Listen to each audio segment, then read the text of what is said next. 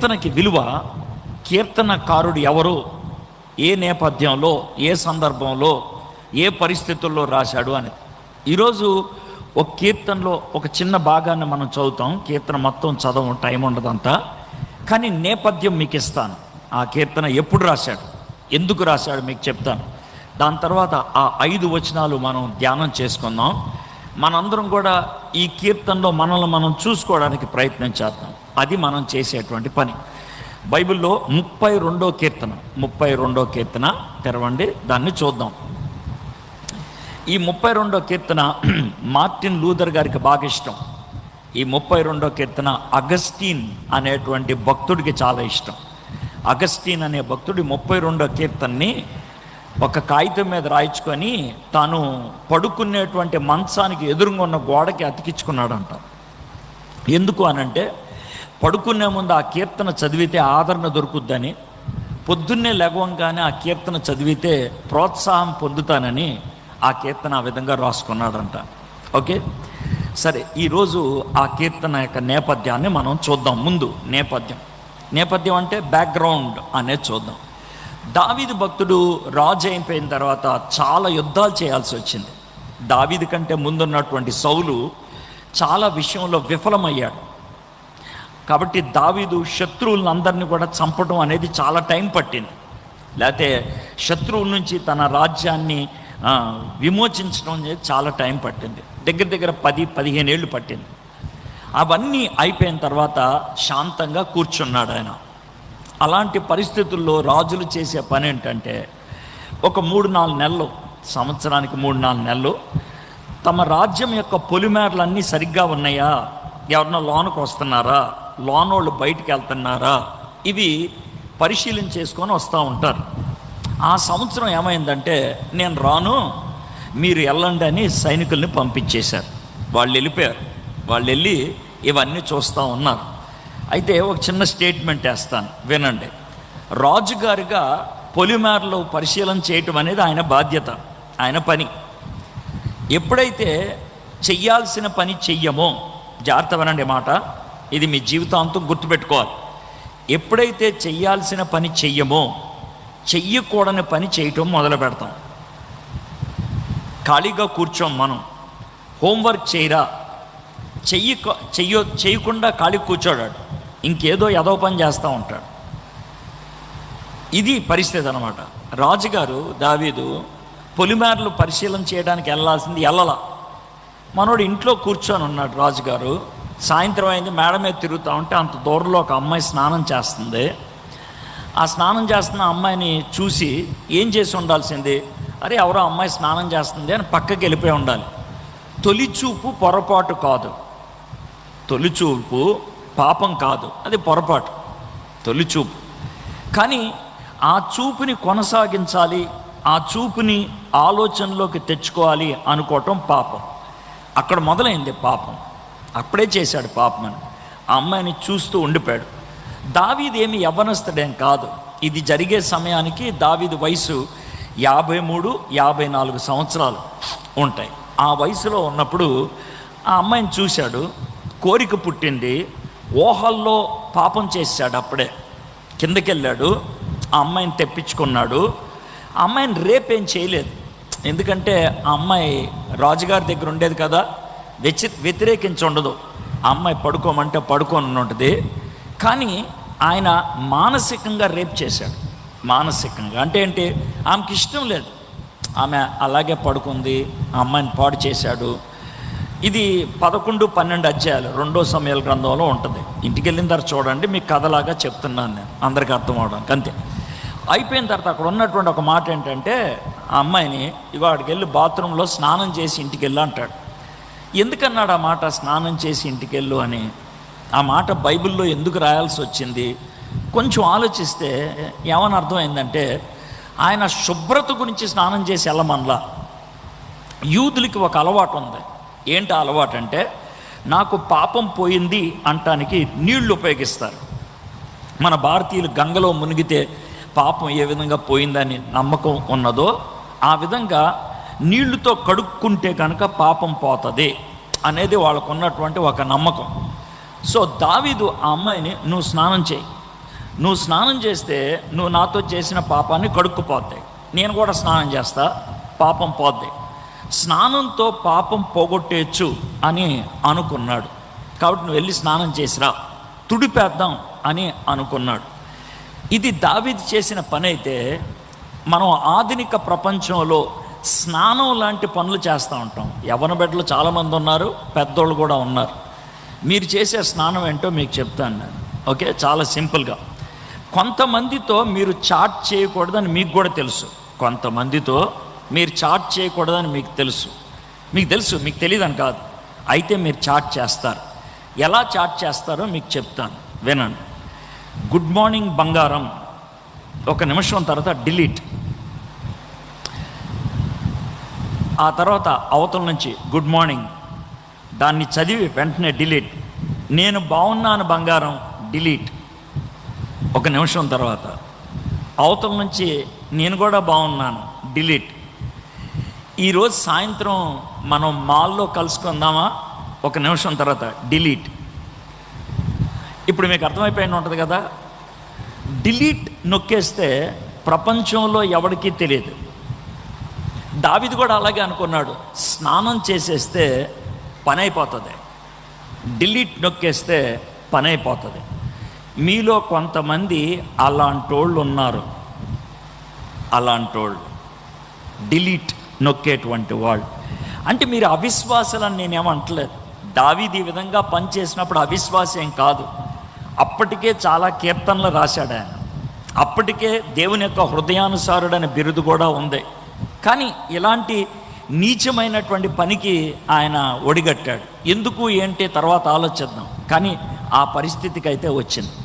ఇంకొంతమంది ఉంటారు, ఇంకా కొంచెం స్థాయి పెరుగుద్ది. ఎలా అంటే బ్లూ ఫిల్మ్స్ అంటారు. చూడకూడనటువంటి అశ్లీల చిత్రాలు చూస్తారు, రాత్రులు చూస్తారు, ఎవరు లేనప్పుడు గదిలో తలుపులు వేసుకొని చూస్తారు. అయిపోయిన తర్వాత సిస్టమ్ సెట్టింగ్స్లోకి వెళ్తారు. వెళ్ళి అక్కడ డిలీట్ నొక్కుతారు, హిస్టరీ ఎవరికీ తెలియకుండా. ఏమనుకుంటారు తెలుసా, నేను చేసేది ఎవరికీ తెలియదు అనుకుంటారు. చిన్నప్పుడు అమ్మ లడ్డూలు చేసి అక్కడ పెట్టి, ఈ లడ్డూలు ఇప్పుడు తినొద్దు, రేపు తినాలంటే అమ్మ స్నానంకి వెళ్ళొచ్చే లోపల లడ్డూ తిని మూతు తుడిచేసుకొని ఎవరికీ తెలీదు అని చిన్నపిల్లోడు అనుకుంటే, మీరు చాట్ చేసి డిలీట్ చేసి ఎవరికీ తెలియదు అని మీరు అనుకుంటే, చూడకూడని అశ్లీల చిత్రాలు చూసి హిస్టరీని డిలీట్ చేసి ఎవరికీ తెలియదు అని అనుకుంటే, దావీదు కూడా అలాగే అనుకున్నాడు. అయిపోయింది. 3 నెలలు అయింది. 3 నెలలు అయిన తర్వాత ఆ అమ్మాయి వచ్చి నేను గర్భవతిని అని అన్నది. దావీదు వెంటనే అడిగిన ప్రశ్న ఏంటంటే, మీ ఆయన ఎక్కడ ఉన్నాడు అని. సరే, ఆయన 4 నెలల క్రితం యుద్ధానికి వెళ్ళాడు. అయ్యో సరే, ఆయన డీటెయిల్స్ నాకు పంపి, నువ్వేం టెన్షన్ పడకు, వెళ్ళు అని పంపించేశాడు. ఇప్పుడు పాపాన్ని కవర్ చేయడానికి ఆయన చేసేటువంటి పనులు. అతన్ని పిలిపించాడు.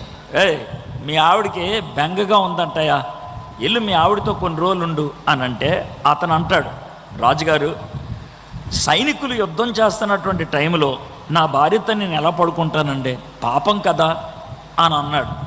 ఆ మాట దావీదు గుచ్చుకోవాలి. ఎందుకు గుచ్చుకోవాలి? సైనికుడు సొంత భార్యతో పడుకోవడానికి భయపడుతున్నాడు. నేను రాజుని, పక్కింటి భార్యతో పడుకున్నాను, ఎంత ఘోరం అని అనిపించాలి. కానీ అనిపించలేదు దావీదుకి. గుర్తుపెట్టుకోండి, నువ్వు మంచి విశ్వాస అయి ఉండొచ్చు, ప్రసంగాలు చేసే వ్యక్తివి కూడా వాక్యం పంచేది. ఇక్కడ కూడా దావీదు పరిస్థితి అదే. అలాంటి మాట కూడా దావీదు మీద ఎలాంటి ప్రభావం చూపించలేదు. దావీదు మొండిగా ఉండిపోయాడు. దావీదు ఏం చేశాడు, అతన్ని కూర్చోపెట్టి, మన భాషలో చెప్పాలంటే ఇది మన భాష, అప్పుడు జరిగిందని కాదు, అప్పుడు జరిగింది వేరే. అప్పుడు ద్రాక్షారసం తాగిపిచ్చాడు. మన భాషలో చెప్పాలంటే పెగ్గు మీద పెగ్గు, పెగ్గు మీద పెగ్గు మందు కొట్టిచ్చేశాడు. బాగా మందు కొట్టిన తర్వాత, ఎల్రా నీ భార్యతో పడుకోరా అని అంటే, మందు కొట్టినోడు చెప్పాడు, వెళ్ళను సార్, నా భార్యతో పడుకోను అని. దావీదుకి అప్పుడైనా బాగా దెబ్బ తగిలి ఉండాలి. ఇటు తాగితేనే వెళ్ళలేదు, నేను తాగకుండానే వెళ్ళిపోయాను, నేను ఎంత నీచుణ్ణి అని అనుకోవాలి. కానీ అప్పుడు పనిచేసినట్లు మనకేం అనిపించదు. సరే, ఏం చేయాలో అర్థం కాక వాడికే చిట్టి ఇచ్చి పంపించేశాడు. నువ్వు సైనిక అధికారికి ఇవ్వని. ఏమని పెట్టాడు, నువ్వు ఫ్రంట్లో పెట్టి ఇతన్ని ఎన్కౌంటర్లో లేపిచ్చే అనేసి. చచ్చిపోయాడు అతను. దావీదు దాన్ని ఆసరాగా తీసుకొని, బెత్షెబా భర్త చచ్చిపోయాడు యుద్ధంలో, ఆయన గొప్ప దేశభక్తి కలిగినటువంటి వాడు, మరి ఈమె తల్లి కాబోతుంది, ఈ కడుపులో ఉన్న బిడ్డకి తండ్రి ఎవరు అవుతారు, నేను అవుతానులే అని ప్రజల ముందు అబ్బా ఎంత గొప్పోడు రా దావీదు అని అనిపించుకోవడానికి దండలు వేయించేసుకున్నాడు. అయిపోయింది, ఎవరికీ తెలియదు అని అనుకున్నాడు. కొన్ని రోజుల దాకా అలాగే గడిపేస్తున్నాడు. సింహాసనం మీద కూర్చున్నాడు, రాజ టీవీని ప్రదర్శిస్తున్నారు. వాళ్ళ భాషలో చెప్పాలంటే ఒక ప్రవక్త గారు వచ్చారు. ఒక ప్రవక్త గారు వచ్చి, రాజుగారు మీతో కొన్ని విషయాలు మాట్లాడాలి అని అన్నాడు. అందరినీ పంపించేశాడు, కూర్చోపెట్టాడు. ఆయన భాషలో చెప్పాలంటే కథలు చెప్పడం మొదలుపెట్టాడు. కానీ మన భాషలో చెప్పాలంటే, రాజుగారు నేను ఈ మధ్యన ఒక సోషల్ మీడియా గ్రూప్లో జాయిన్ అయ్యాను. అదేంట్రా? ఏమి లేదు సార్, ఆ గ్రూప్లో వీడియోలు పంచుకుంటాం, విషయాలు పంచుకుంటాం అంటే బాగుంది. ఏమి లేదు రాజుగారు, ఒక వీడియో క్లిప్పింగ్ పంపించారు నాకు, దాన్ని మీకు చూపిద్దామని వచ్చానన్నాడు. సరే చూపి అని అంటే ఆ వీడియో ఆన్ చేశాడు. ఇది మన భాషలో. అప్పుడు వీడియోలు ఉన్నాయా, సోషల్ గ్రూప్ ఉందా అనొద్దు, మీకు అర్థం అవ్వడానికి మీ భాషలోకి తర్జుమా చేశాను నేను. అర్థమైందా? సరే వీడియో నొక్కాడు, చూస్తూ ఉన్నాడు. 3-4 సెకండ్లు అయ్యేటప్పటికి దావీదు గుండె ఆగిపోయింది. రేయ్ ఈ వీడియో ఎక్కడదరా సార్, చూడండి సార్ చివరి దాకా. రేయ్ దాన్ని ఆపేరా, ఎవడరా నా బెడ్రూమ్లో కెమెరా పెట్టింది సార్, చివరి దాకా చూడండి సార్. సార్ చూడండి సార్, నేను చూడను, ఎవర్రా ఇది పెట్టింది, ఎవర్రా సార్? సోషల్ మీడియాలో మా గ్రూప్ అడ్మిన్ దేవుడు సార్, దేవుడు పంపించాడు ఈ వీడియో.